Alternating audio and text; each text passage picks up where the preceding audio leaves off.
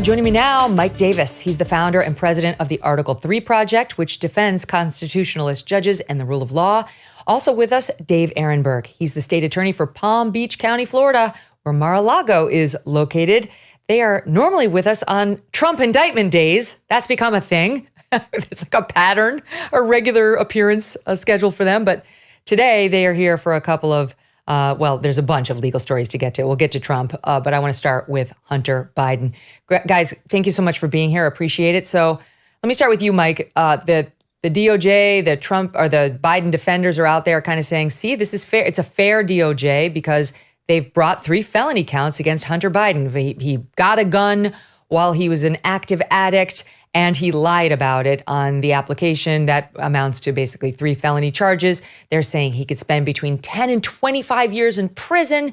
My God, if anything, this is unfair treatment versus what the average civilian would get. How do you see it? I would say don't be fooled. This is the same Democrat-picked Delaware U.S. Attorney David Weiss, who has been covering for the Bidens for years. He let the statute of limitations expire on very serious tax charges. He buried evidence deemed credible by the Pittsburgh U.S. attorney that Joe Biden may have taken a $10 million foreign bribe from Burisma and changed American policy. This David Weiss is the one who came up with this secret sweetheart plea deal with Hunter Biden with this backdoor pardon for all these crimes. Remember what they're doing here. They are charging Hunter with this gun charge. He's not going to spend a day in jail. They're going to let this criminal process work its way through the presidential election until November 5th, 2024. And then either Joe Biden will pardon his son and maybe himself, or David Weiss will come to another sweetheart deal, maybe another plea agreement where there's no jail time. And in the meantime, they're going to protect the Bidens, particularly Joe Biden, from congressional subpoenas, because then the Biden White House, President Biden himself, Hunter, the Biden Justice Department, they're going to say, sorry, we can't cooperate with you, Congress, because there's an ongoing criminal prosecution and ongoing criminal investigations and other matters. And Hunter Biden, the second he's pardoned or the second he gets a plea agreement where he doesn't face criminal liability anymore, he no longer has his Fifth Amendment rights. So they're not going to pardon him now. They're not going to do a plea agreement now. They're going to wait until this impeachment inquiry is done. They're going to wait till after the presidential election. All right, Dave, what do you think of it? Well, it's good to be back with you, Megyn, and my friend Mike. First off, is it Weiss or Weiss? I always thought it was Weiss. I think it's Weiss. I think I was giving Mike a pass. I'm pretty sure it's Weiss. Trust the Ehrenberg to know the difference between Weiss and Weiss. So yes, okay.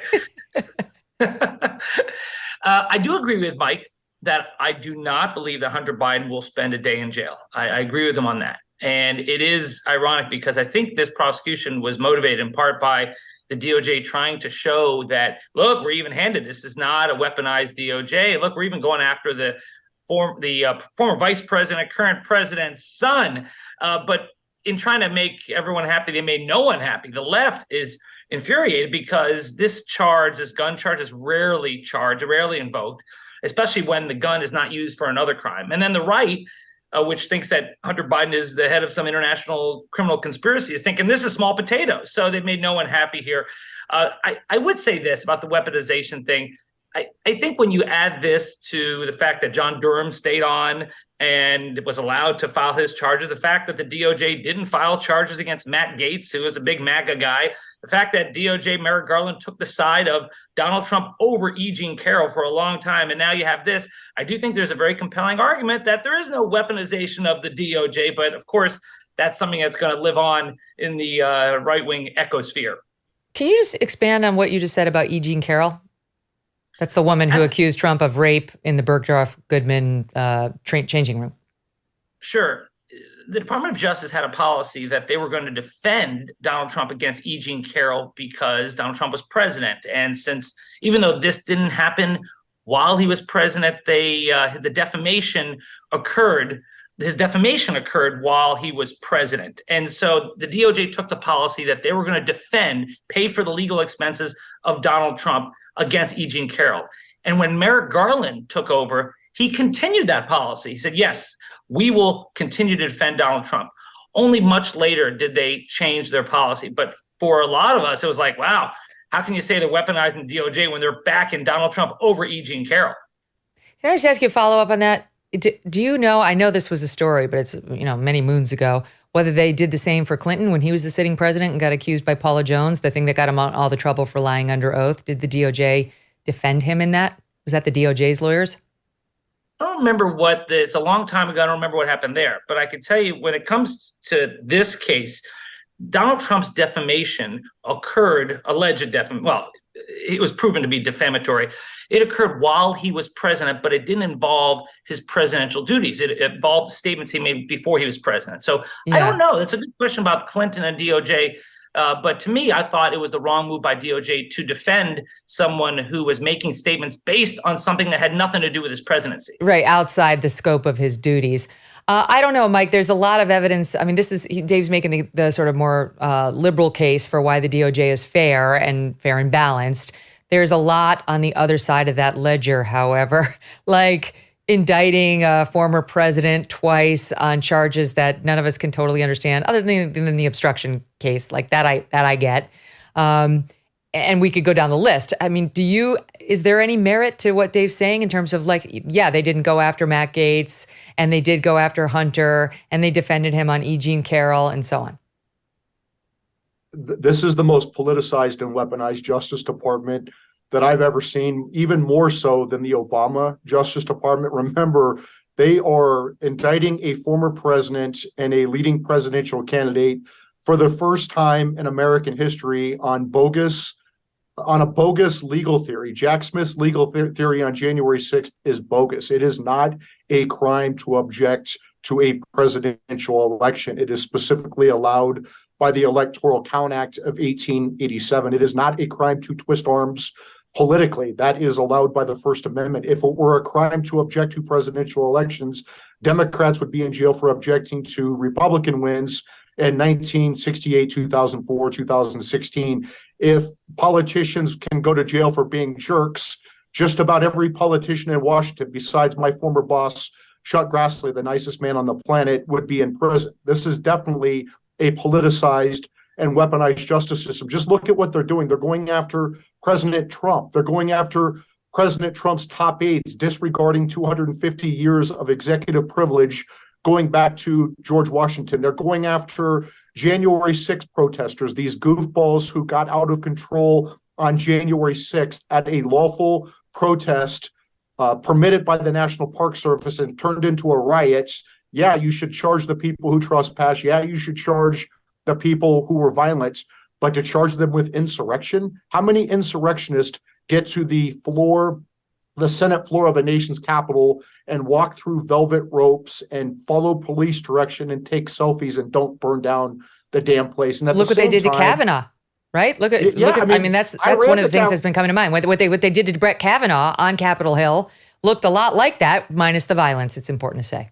Yeah, I was the staff leader. I sat behind Chairman Chuck Grassley during those proceedings when you had paid protesters in the audience, and then their senators like Kamala Harris disrupting the proceedings the entire time, threatening senators, disrupting the committee hearings, disrupting the floor votes, chasing senators, trespassing and chasing senators in non-public areas and threatening them. Remember the famous video of Jeff Flake, the Arizona Republican senator, being chased into an elevator and looking like he's ready to pout and cry. I mean, it's unbelievable, the double standard. Look what they're doing to parents outraged because their kids are getting raped in the Loudoun County schools, and the superintendent's lying about it and covering it up and moving the rapist from one school to another so he or she or whatever the hell that person is can rape another person. Look at what they're doing to And by the way, that case was used as an example, Dave,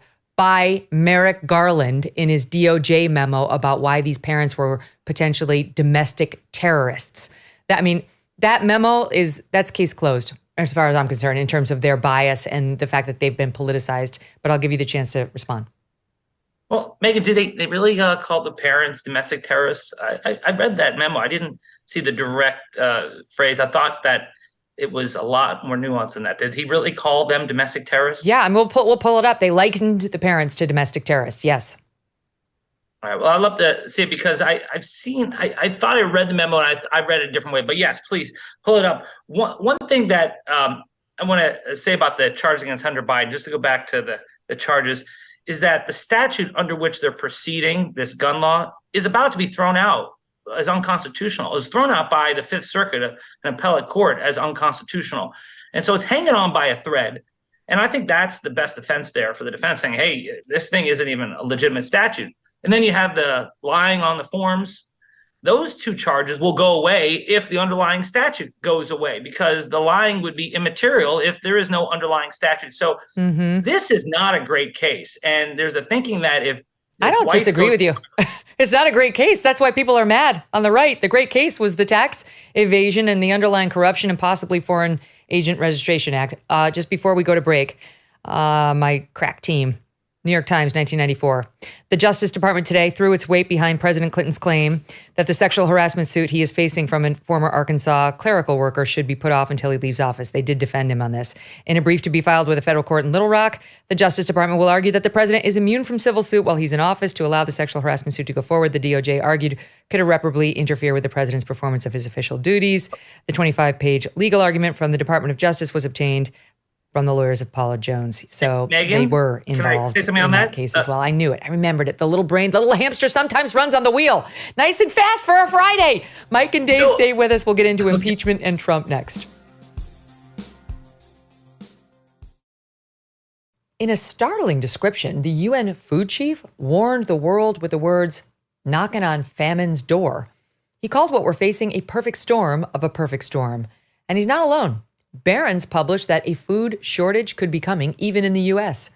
Farmers see it too. John Boyd Jr., a fourth-generation farmer, told Fox News, quote, we're going to see empty food shelves in the coming months. That's why getting survival food may be more important than ever. Now, you can create your own stockpile of the best-selling 4 Patriots survival food kits.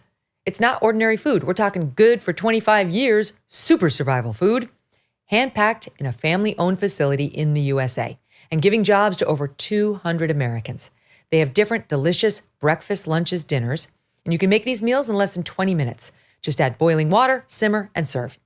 And right now, and for the next few days, listeners of the Megyn Kelly Show will get 10% off their first order at 4patriots.com, the numeral 4patriots.com, by using the code MK.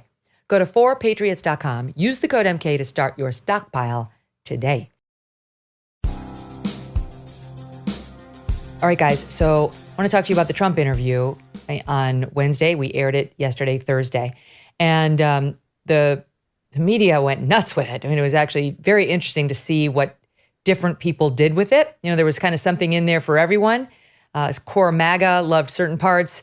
DeSantis fans loved certain parts. And of course, the left loved the discussion about the criminal indictments. And I'll tell you something funny in just a second about something that happened on MSNBC that kind of amused me. But I begin there with Lawrence O'Donnell, who did, I think, 20 minutes on this at least. I don't know. My team watched it. And he had on Andrew Weissman. Can I tell you, I've never heard Andrew Weissman actually speak before. I only read about most of my news I get via, reading it. I've never heard him speak before. Very odd way of speaking. And then there was Neil Katyal, former Solicitor General, and the other guy was, I don't know this other guy. He's constantly on there talking about how Trump is the devil. Morris, Brandon, I can't remember. You'll know him, Dave. Brandon Moss. Bradley Ross. My team's Moss. Is it? Oh, yeah, Moss. You'll see Bradley him in this clip. Sorry. Bradley Moss. Okay. There's a reason I'm taking time to say their names. I'll get to it. But here's their reaction to a piece of that interview. Let's listen to more of Donald Trump's testimony today, not under oath, in his own defense. I'm allowed to have these documents. I'm allowed to take these documents, classified or not classified. And frankly, when I have them, they become unclassified. People think you have to go through a ritual. You don't. At least in my opinion, you don't. But it's even beyond that, because the Presidential Records Act allows you to do as president, only as president. When you hear these interviews with him, and I feel like these interviewers almost have to issue him Miranda warnings now before he does these interviews because he just keeps confessing. He has to be able to put forward this cockamamie legal theory he's got about what the Presidential Records Act lets him do. And he's going to take that all the way to the Supreme Court. Basically, Trump's defense that you just heard is a defense to the crimes of which he's charged, the way that bleach is a defense to COVID, Lawrence. I mean, it's just ridiculous. So they had a bit of a field day with it, Mike Davis, saying he confessed on camera. And if you watch a longer clip saying, in fact, a bunch of pundits on the left said this will be played in court. Do you have a different view? Well, first, I'm just very happy that Neil Katyal made it out of the desert. He was at a music fest and got stuck in the mud, and he posted on Twitter how the agonizing 8 hours that he had to walk through the mud to get out. So, I mean, it reminded me of people in East Palestine and, people in Maui. It was just devastating for Neil that he had to walk for 8 hours. But I would say this. They mock this legal argument. Now it's the same legal argument that the President Clinton used in the Clinton software case, and he won, right? And, under the Presidential Records Act, any document created or received by the president or his staff is a presidential record or received, and that includes agency records not subject to the Freedom of Information Act, classified records from the CIA, the DOD. These are subject to the Presidential Records Act. And under the Presidential Records Act, the president has access to his presidential records anytime he wants. And under the Clinton software case, the mere fact that President Clinton took 8 years of highly classified audio recordings, 79 tapes of his presidency, including discussions with foreign leaders, including discussions with his national security aides, clearly born classified, the most classified materials possible. The mere fact that President Clinton took them with him when he left office and did not turn them over to the bureaucrats at the National Archives makes them presidential records, and it doesn't matter whether they're classified or not. That's why Congress gives former presidents federally funded staff with security clearances, secure office space, Secret Service protection. I can see Dave actually wincing as you're talking. He does not agree. Why? First off, it's a real feat to get out of the mud, walking 8 hours, and that's not easy. So props to Neil Katyal. And it's the Burning Man Festival.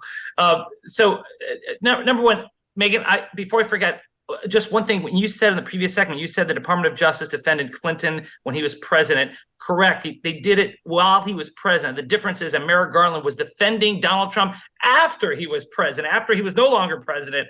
So I think that's the difference. That's just one little thing.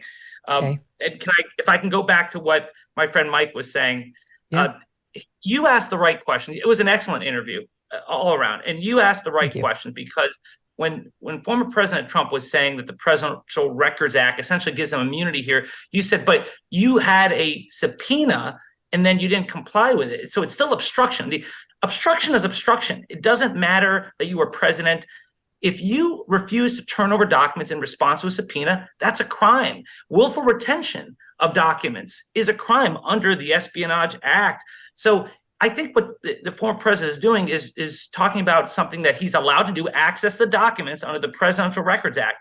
But once he's no longer president, he cannot keep those documents any more than he could keep Air Force One. And even if you say, as Mike says, he can still keep them, once you receive a subpoena to get them back, you can't keep them. You have to turn them over or else it's obstruction. That's where the president's the weakest on the obstruction, because we've been debating this for how long now, guys? All of us since the Mar-a-Lago raid about whether he had the right to the documents to begin with. That's one question. And then irrespective of whether he had that right, whether he needed to turn them over once he got a subpoena. I've got tons of documents in my files here.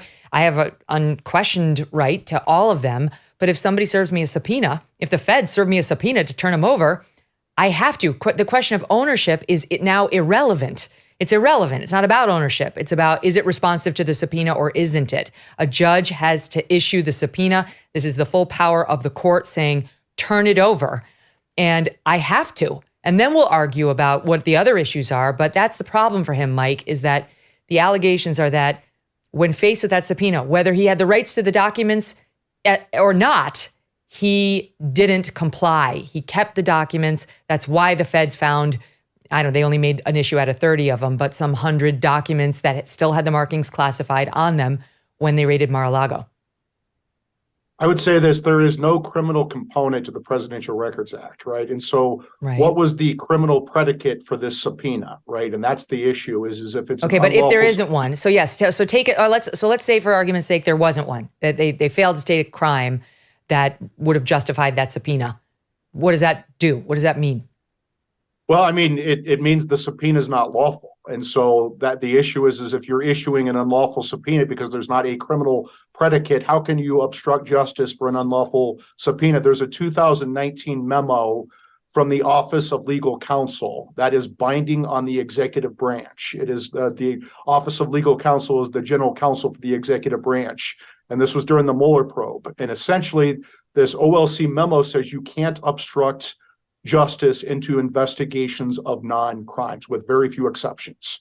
So if they are investigating the non-crime of a former president having his presidential records, which is allowed by the Presidential Records Act, how can Trump have obstructed justice by being a jerk and not responding to the subpoena when the subpoena was issued pursuant to a non-crime? Right? Why didn't? So Dave's a prosecutor. He's a prosecutor. What's the answer to that? Do you agree with that? No, I don't. I think Mike might be conflating the search warrant with the subpoena. The search warrant, yes, you need to have evidence that there's a crime there. But when you send out a subpoena, that's different. I mean, how else would the government get these nuclear secrets back? Just by asking politely? They did that. So if you can't send out a subpoena to require them to be turned over, how else could you ever get them to be turned over? Well, what's the predicate crime? I mean, you think the government can just issue subpoenas to American citizens without an underlying crime? I mean, that seems like a problem. There has to be an underlying crime, and there's not an underlying crime. We carve out exceptions. Okay, wait, let him answer. This is interesting. I would say the underlying crime, if you need an underlying crime, it would be the violation of the Espionage Act, the unlawful retention. Once you're no longer president, you can't keep nuclear secrets. And so that's the underlying crime. And if you say, well, that statute doesn't apply, well, they have a good faith basis to believe it does. And I would submit that because of national security reasons, you don't need to have the crime if someone has some sensitive documents that they will not turn over. You can send them a subpoena. But regardless, either way, he got the subpoena and he admits that he just thought he didn't have to respond to it. So that's where he's really in a lot of trouble because obstruction is the big whammy here, punishable by up to 20 years in prison. It is the big whammy. It's definitely where he's most vulnerable. Here's the thing that I continue to struggle with, and you guys know since the Mar-a-Lago raid, I've been doing a good faith search to try to understand whether I believe Mike's arguments, which are strong, and I get it, and you're one of the smartest people I know, Mike, or whether I agree with you, Dave, and more Andy McCarthy, who are on the other side on the Presidential Records Act. You know, a judge eventually is going to decide this, and that person's opinion and the appellate court's opinions will be more important than my own. But, you know, what Andy McCarthy's been writing all along is that the Presidential Records Act and the Clinton Sock case say you can take with you personal papers, a diary, which is what Clinton was working on with an author. And those papers were to advance his diary. But you don't get ownership of the CIA's briefings, their documents, of the FBI's documents, just because they came to you as president. They don't become yours. They remain the documents of the people, your personal documents, your notes that are made for your diary, but not necessarily even your notes on those documents if it relates to the business of the government. That would still be the people's. That's his argument. This is why I asked Trump this follow-up question in SOT 16, which was also played at length over on the other channels. Watch. I am covered 100%. I got it. There's a dispute about that, about whether presidential. Just so my audience knows. I don't think there's any dispute that I'm covered under the Presidential Records Act. Well, you're covered, but it's not clear that it allowed you to take all those documents. You can't say it says what it says. You're allowed. And do you believe that every CIA document that came to you as president was automatically yours to keep, no matter what? I'm not going to answer that question so that's the dispute. What did you make of that, Dave? That was brilliant. I mean, really, Megyn, if you want to do a part-time role in my office as prosecutor, we'd love to have you. I might. I might. But you asked the right questions, and you can tell by the former president's comment saying, I don't have to tell you, or I don't want to tell you. Whatever that response was, that's when he knew you had him backed into a corner on that one. What did you make of that, Mike? Look, I mean, all you have to do is look at the statute. Look at what it says. That it's any document created or received by the president or his White House staff. There is a carve out for agency records, but those are agency records that are subject to the Freedom of Information Act, right? Classified records are not. And why do we think that a president can be trusted with our nation's most sensitive documents and secrets, but the second he leaves office, we can't? I mean, that's absurd. Of course, he can look at his presidential records. One other question for you. That's a good point, but I want to ask you a quick other question. Vice President Pence has said there was a process for declassifying documents in the Trump White House and that we followed it a few times. And he could remember a couple of instances in terms of what they did to declassify. So Trump is now saying, when I have them, they become unclassified. That's what he's saying. That doesn't square with the White House actually going through steps to declassify documents from time to time. If he had a standing order, as his White House did claim, and when he got, as his people claimed, his lawyers claimed, he had a standing order to declassify, when he shipped it off to Mar-a-Lago, literally nobody has any record of it. Like Vice President Pence didn't know about it. John Bolton, former National Security Advisor, didn't know about it. His chief of staff, Mark Meadows, didn't know about it. The chief of staff prior to Mark Meadows didn't know about it. So Mike, how does any of that square? If the president's going to go in there and say, I just thought it with my mind. There didn't have to be any, quote, ritual, is what he said. They just became declassified instantly upon my receipt of them. It's going to be hard to square that with the fact that they did take steps to declassify certain documents along the way, no? The classification argument is irrelevant. It doesn't matter whether these documents are classified or not under the Presidential Records Act, right? Under the president, of course, there are classified presidential records. There are a lot of classified presidential records, and he's allowed to access them anytime he wants under the Presidential Records Act. That's why Congress gives former presidents federally funded staff with security clearances, secure office space, Secret Service protection. But actually, what Trump is arguing, even if it were relevant, whether it's classified or not, he is correct. Under the Clinton software case, the judge said that the mere fact that President Clinton took these highly classified 79 tapes, 8 years of his presidency, highly classified audio recordings of his presidency, the mere fact that President Clinton took them and didn't turn them over to the librarians at the National Archives deems them personal under the Presidential Records Act. You may think that decision's wrong, but guess what? That is the controlling decision for former presidents. It's really the only one that's, close to on point. It was at the federal district court level, so it hasn't been tested up on appeal. This will be. I mean, one thing those guys said over there, one of them said, was Trump's defense is really going to rise or fall in the courts, like with the judges, as opposed to in front of juries, because this discussion you guys and I are having right now is going to happen in front of the people who count, the judges, the appellate court judges, and probably ultimately the Supreme Court. So at least in that lane, the juries may wind up proving irrelevant. Wanted to get to one other piece of it, just to clarify. I asked Trump about this document he was allegedly waving around. This is a significant part of Jack Smith's case against him.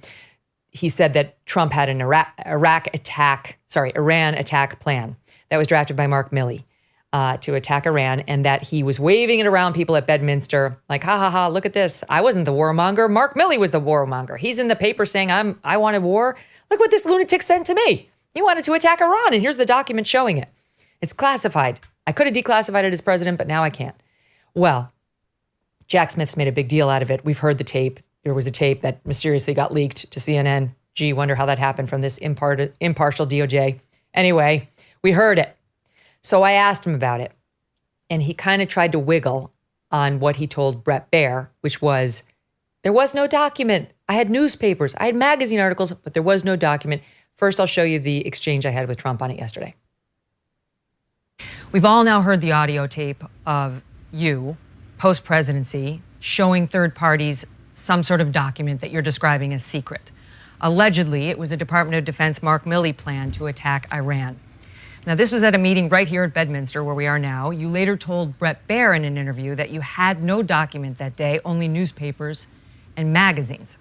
But we hear you on the tape. We hear you saying, quote, look, this was him. This was the Defense Department and him. It's highly confidential. This is secret. This was done by the military and given to me. As president, I could have declassified it. Now I can't. This is still a secret. Now, why would you describe a newspaper article as highly confidential and still a secret, saying as president you could have declassified it, but now you can't? Let me just tell you something. Number one, I did nothing wrong because I come under the Presidential Records Act. Let's get to my question. Why would you be holding up a newspaper saying this is still secret? I'd have to look at it. I could declassify it if I were president. I would have to look at it. But that's what you told Bret Baier. You told Bret Baier that that was a newspaper. I could have or a magazine. declassified. No, I also told Bret Baier, as I remember, I don't know, it was a long time interview. Will you tell me what were you waving around in that meeting? I also meeting? told Bret Baier that it wasn't a classified document. What were you waving around in that meeting? Because it certainly sounds like it was an attack I'm not going to talk to you about that because that's already been, I think, very substantiated, and there's no problem with it. It hasn't been substantiated. Jack Smith says Megyn, it was let the me just attack tell you. plan. Let me and you just told Bret Baier. Let me tell you. Here we go again. I'm covered by the Presidential Records Act. I'm allowed to do what I want to do. You guys are both laughing as you watch that. Just for the record, here is what he told Bret Baier. And you were recorded saying that you had a document detailing a plan of attack on another country that was prepared by the U.S. military for you when you were president. The Iran attack plan. You remember that? Ready? You were recorded. It wasn't a document. Okay. I had lots of paper. I had copies of newspaper articles. I had copies of magazines. Bret, there was no document. That was a massive amount of papers and everything else talking about Iran and other things. And it may have been held up or may not, but that was not a document. I didn't have a document per se. There was nothing to declassify. These were newspaper stories, magazine stories, and articles. I mean, you know, just so you guys know this, the audience probably, I don't ask these questions without doing my homework. Like especially sitting with the president, the former president, or at a presidential debate, I do not go in willy-nilly and try to make shit up. I was trying to get to the bottom of it. I think somebody probably has advised him now, Dave, stop talking about that, right? Like, I think probably all of us would have said, Mr. President, stop talking. Don't, like, when you get to the subject of the indictments, just say, it's bullshit, it's election interference. That's all I'm going to say because they're trying to get me. Megyn, this is why the documents case is the strongest case against Trump, because his only defense is that he had declassified the documents.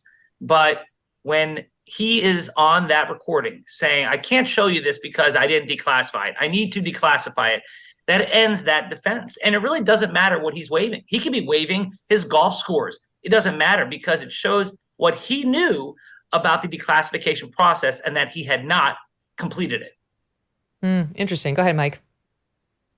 Again, whether it's classified or not under the Espionage Act, if you look at them, that's not the relevant inquiry. That's a factor that you can look at.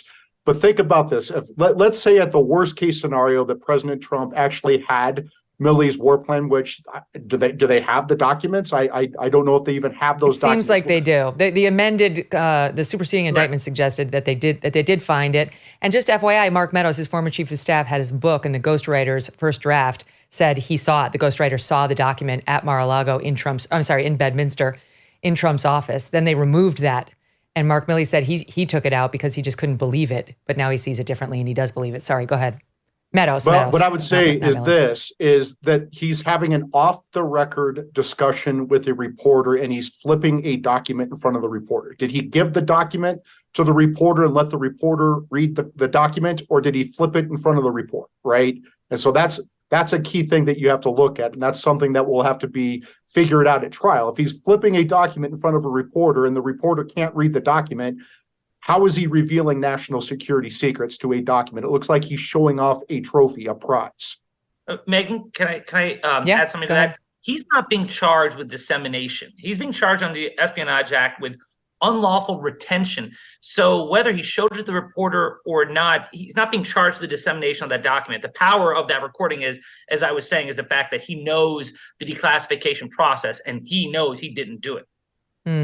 But again, under the Presidential Records Act, he's allowed to have his presidential records. It doesn't matter. But Mike, then why didn't he just say to Brett Baer, yes, I had the Iran attack plan. I waved it around, didn't show it to anybody, but that was the Iran attack plan. I had the right to have it. He should have, but guess what? It doesn't matter whether you think what you're doing is lawful or not. It's what's the law? Well, why didn't he say that to me yesterday? Why did he say, I'm not going to tell you, I'm not going to answer that? Because he's not a lawyer. I don't know. I mean, I'm not advising him on this, but I would say that's why he shouldn't be talking about this stuff. That's why he should keep his mouth shut. I mean, listen, I'm happy he spoke to me, but stop asking he's been speaking. Well, I know. I mean, look, it's not my obligation not to ask, right? It's his obligation to say, I know where the lines are and I'm not going to cross them. But I do think, there's a question about, is he trying to do jury nullification? Because that's actually what Neil Katyal was saying, that he's trying to do jury nullification, just get his defense out there, trying to muddy the waters a little bit so that people just have it in their heads. Like, wait a minute, isn't there a question on this? Maybe he didn't do it. I think at the end of the day, President Trump knows that these cases are going to be decided by the American people on November 5th, 2024, regardless of what happens in the courts. And so I think that he's running for president on November 5th, 2024, and that's why he's making these political public arguments. Go ahead, David. And I'd agree with Mike. Yeah, I agree with Mike on that. I think his best defense on the Mar-a-Lago documents case is to get elected president again and then tell the DOJ to call it off, or to get jury nullification, where he's got a very favorable jury pool. 4 out of the 5 counties that it's going to pull from are red counties, and the 5th is the swing county. And he's got a judge, so you know. Yeah, it's my backyard.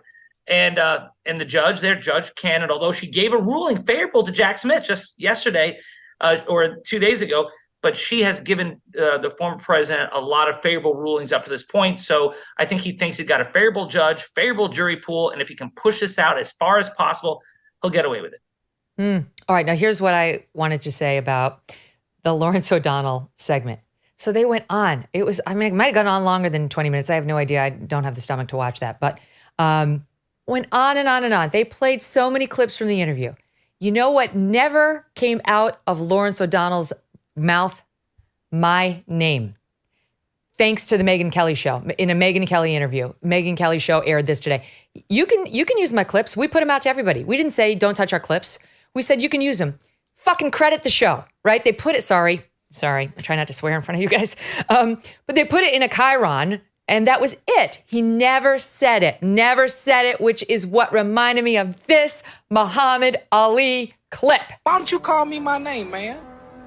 Well, what's your name? You told me your name was Cassius Clay a few years ago. I never told you my name was Cassius Clay. My name is Muhammad Ali, and you will announce it right there in the center of that ring after the fight if you don't do it now. Acting just like an old Uncle Tom. Another Floyd Patterson. I'm going to punish you. You ain't got no... Back off of me. Don't call me no Uncle Tom. That's what you are, Uncle Tom. Back off of me, man. Back off of me, man. Then he beats him down in the ring, and in the middle of the fight, he says to the guy, say my name, say my name.